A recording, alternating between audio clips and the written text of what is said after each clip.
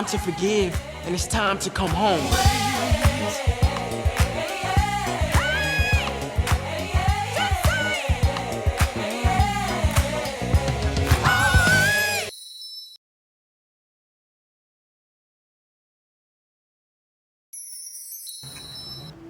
So, first, I guess my first question to you, Cassie, is like, what made you decide to take this Langston Hughes work and decide to make it into something we could bring on a big screen? I was approached by a producer, Celine Rattray, who asked me if I'd be interested in doing it, and it had such resonance for me, primarily because of Langston Hughes and what he means in my life. And I had grown up with the production of Black Nativity, and it was something that my mom would take me to see every Christmas.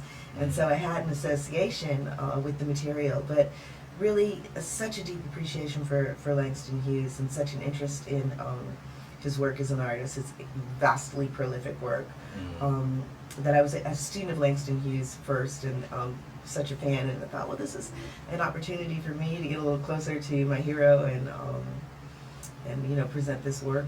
Okay. And for you, Bishop Jason, you have such a diverse body of film work now. I mean, we was just in Winnipeg talking about Heaven Is For Real, and like you have this and a lot of other projects that you've done and got coming down the line. What do you attribute to the diversity of those films? Like, why are you not going down one lane or so?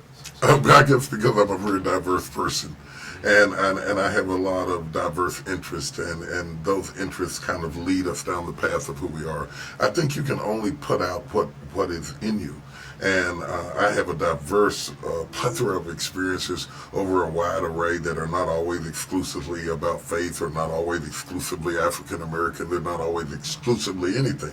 And I drink the world in so deeply because I was raised by a father who was dying. And when you have that experience, you drink the world in with a thirst that other people wouldn't understand. That's interesting.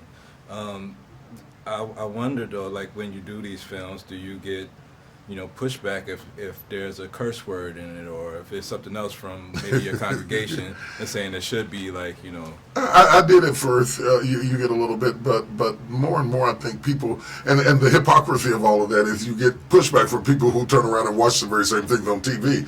So I mean, it becomes a moot point. You cannot be controlled by your critics. You have to do things that are authentic to your value system. And I think where there is not just an excessive amount of vulgarity just for vulgarity's sake, then I shy away from that. But things that are true to the moment, if you've got a bunch of teenage black boys playing basketball out on the court and you can't have them say, gosh darn man, throw me the ball, that's not going to read realistic. And if it moves the story along, then I try to do that within certain boundaries, because there are already people out there who do a lot of rated R and other types of movies. But I try to do things that tell stories and let the story be whatever it is. Cassie, what do you attribute to this big year in movies, and with all of these great directors, all these great projects that's coming out, especially in this fall? What do you attribute to the timing of that? I don't know that it's not a coincidence, but a coincidence can become a trend. I do think we're moving more towards an era of inclusiveness and interconnectivity, and I gotta say I'm deeply encouraged by it. I don't know what to attribute it to exactly, but I'm deeply, deeply encouraged by it. It's what we've wanted for a long time, especially a variety of product that reflects the variety of product in the marketplace.